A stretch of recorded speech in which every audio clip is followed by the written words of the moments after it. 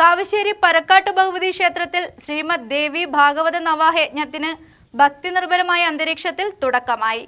10 ദിവസങ്ങളിലായി നടക്കുന്ന യജ്ഞത്തിൽ വിവിധ വൈദിക ചടങ്ങുകളും ആത്മീയ പ്രഭാഷണങ്ങളും പൂജാകർമ്മങ്ങളും നടക്കും.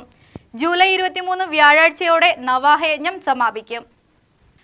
നവാഹയജ്ഞത്തിന്റെ ഔപചാരിക ഉദ്ഘാടനം ഗുരുവായൂർ ദേവസ്വം ബോർഡ് ചെയർമാൻ എ.വി. ഗോപിനാഥ് നിർവഹിച്ചു.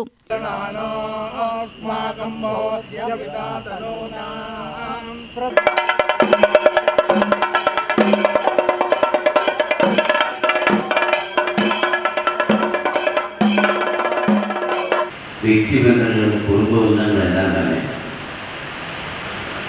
ഈ നാളിൻ്റെ അകത്തേക്ക് ഒന്നിച്ചേരുമ്പോൾ ഓരോന്നായി മനസ്സിലേക്ക് കയറി വരികയാണ്.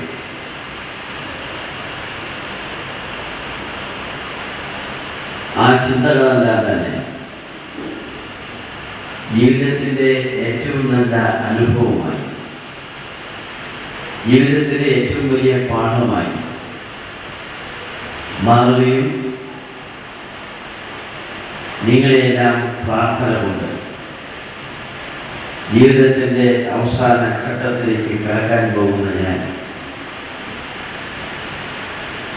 ഈ കാവശ്ശേരിക്കാരുടെ എല്ലാവരുടെയും അനുഗ്രഹം കൊണ്ട് ഗുരുവായൂരപ്പറ്റ ദാസനായി തീർന്നു എന്ന് സൂചിപ്പിക്കാൻ ഞാൻ ഈ അവസരം ഉപയോഗിക്കുകയാണ്.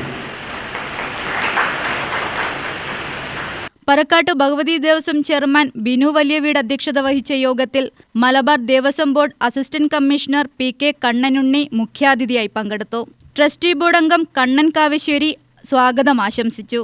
ജൂനിയർ കമ്മീഷൻഡ് ഓഫീസർ റിട്ടയർഡ് ആർമിയും ട്രസ്റ്റി ബോർഡ് അംഗവുമായ ഗോപാലകൃഷ്ണൻ വട്ടേക്കാട് നന്ദി രേഖപ്പെടുത്തി. യജ്ഞാചാര്യൻ ബ്രഹ്മശ്രീ അനൂപ് കൃഷ്ണൻ നമ്പൂതിരി, ക്ഷേത്രം മേൽശാന്തി രാമചന്ദ്ര ഭട്ട്, ക്ഷേത്ര ജീവനക്കാർ, വിവിധ ദേശ കമ്മിറ്റി ഭാരവാഹികൾ എന്നിവരുടെ നേതൃത്വത്തിലാണ് യജ്ഞചടങ്ങുകൾ നടക്കുന്നത്.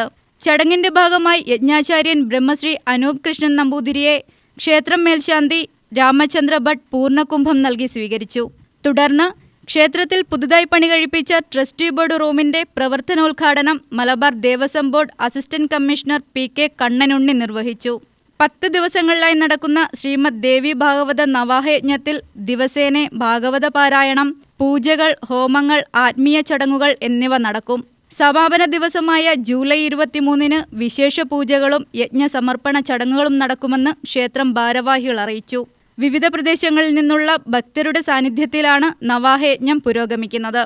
UTV news, Palakkad.